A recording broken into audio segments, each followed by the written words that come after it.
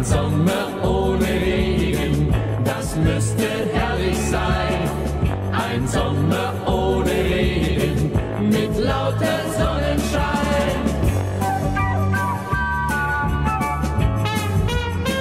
Ich will keinen Regen sehen, denn ich möchte baden gehen. Möglichst nur bei 35 Grad. Blauer Himmel, blaues Meer und dann wie die Feuerwehr in die Wellen, wenn was Hübsches naht. Ein Sommer ohne Regen, das müsste herrlich sein. Ein Sommer ohne Regen, mit lauter Sonnenschein.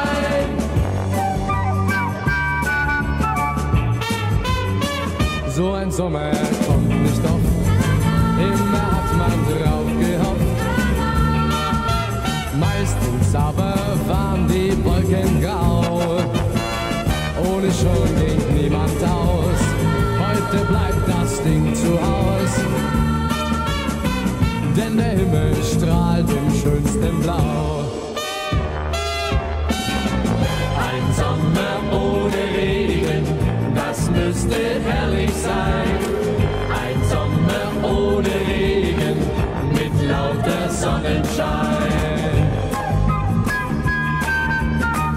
Mit lauter Sonnenschein.